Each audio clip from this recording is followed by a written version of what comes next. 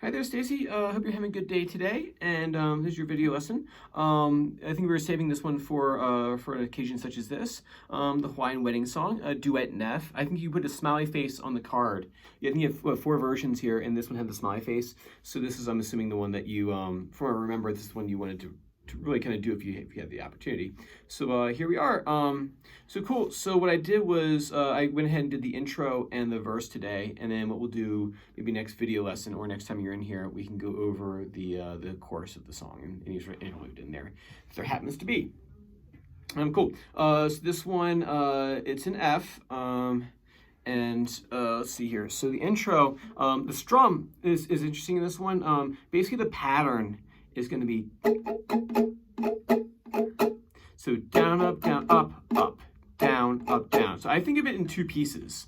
The first part, down, up, is the first piece. Down, up, down. Oh, sorry. Down, up, up. Down, up, up. And that's the first one. And then the second piece of the strum, down, up, down. Down, up, down. It's easy enough, right? So we have the first pattern, down, up, down, up, up. Down, up, down. Down, up, down. Bum, bum, bum. Bum, bum, bum, bum, bum. First pattern. Bum, bum, bum. Bum, bum, bum, bum, bum, bum, bum, bum. Bum, bum, bum, bum, bum, bum, bum, bum. That's the two pieces put together. So down, up, down, up, up. Down, up, down. That last one has a little swing to it. Down, up, down. So the first chord, the intro. The reason why I taught that is like two different things is because sometimes what they do is they split that strum between two chords. So say in the intro, for example, you have your G7 chord, and I got the notes right here. I'll send them over to you. I have pointed to like you can actually read that. It's right here. So you have down, up, up on the G7 chord. Down, up, up. Switch to that C7 chord. Down, up, down. F chord. Down, up, up. So yeah, down, up, down. And he doesn't finish the last part of it. So down, up, down. So intro. Down, up.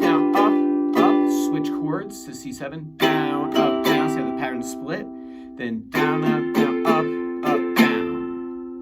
And that's the intro of the song. So all together it's going to sound like this. Down, up, down, up.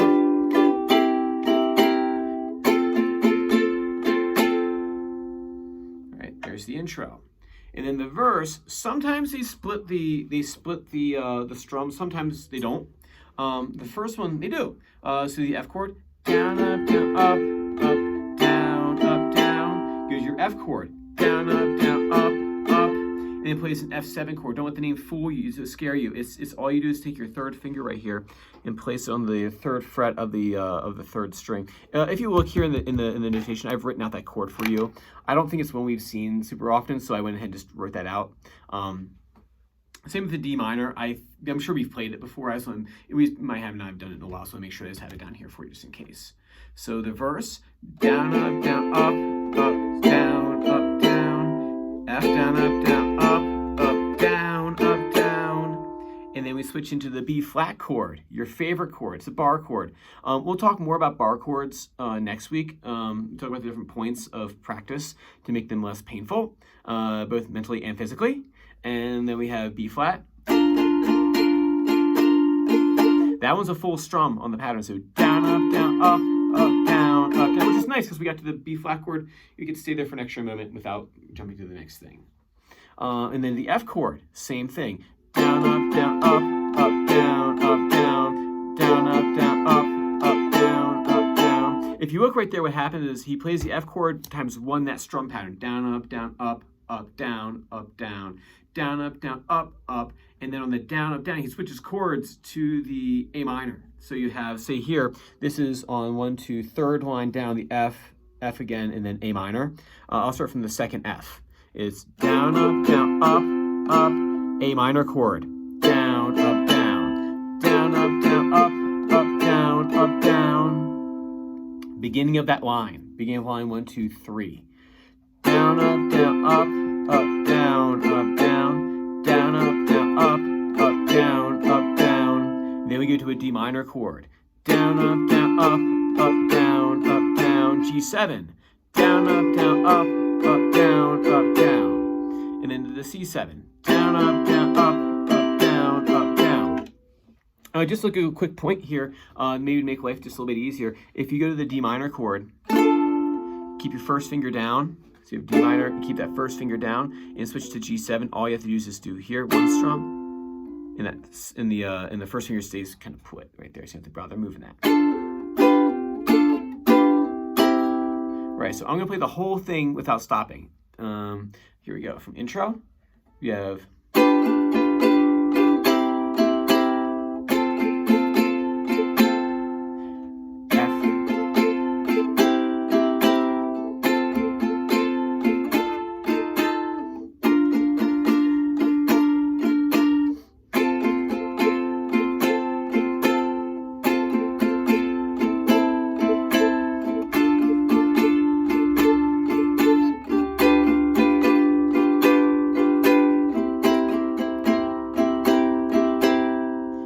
Verse of the song, and it's up to you to sing it because I'm not going to sing it right now.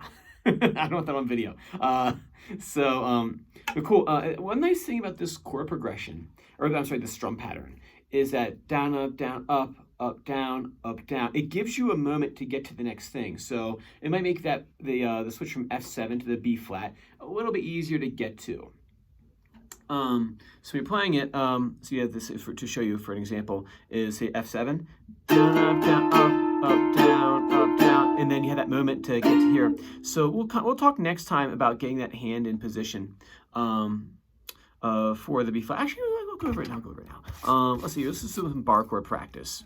So number 2 here, bar chords. I have a few minutes.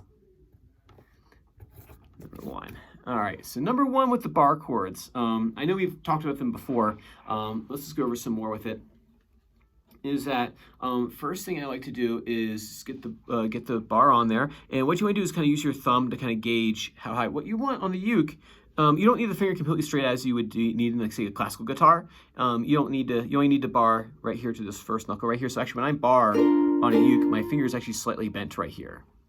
All right, but the first thing you need to do is figure out where on the back of this neck the thumb's going to go. Because if you go up too high, it starts curling the first finger, so that makes it harder to bar. Down here, that as you have your thumb up too high, slide it down, and then you'll find a spot where the first finger kind of is able to kind of lock out, like this right here. Like I said, this is okay to have a little curl here. So for me, my thumb, right about there for a bar chord on the uke. Everyone's hand's different, so yours might be in a different spot.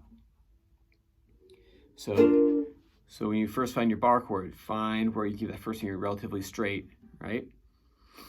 Yeah, right there. All right, cool. And then so work on your thumb placement for the bar. Next thing you can do is, I had a student in here earlier today. She actually said this one really helped her, so I'll show it to you. Is this rolling exercise right here, right? So actually, what you want to do is, like, imagine you want to fret each individual string with the bar, but only one string at a time. So what I mean by that is, see, I'll have this thing kind of hinge back and forth. And if you watch my arm right here, what it does, this is kind of the trick to it, is there's an uppercut motion and then back towards the back wall. So uppercut, back towards the wall. And when I do this, when I do the rolling exercise, I slowly kind of do, it's not a huge uppercut, so I'm not like going way out here. But as I roll the finger up this way, as it comes more towards myself, see, the arm kind of moves forward a little bit. And when I roll backwards, the arm rolls back a little bit. So we're gonna roll that back and forth on that fulcrum right there. So we roll forward, roll back, and what you wanna do, to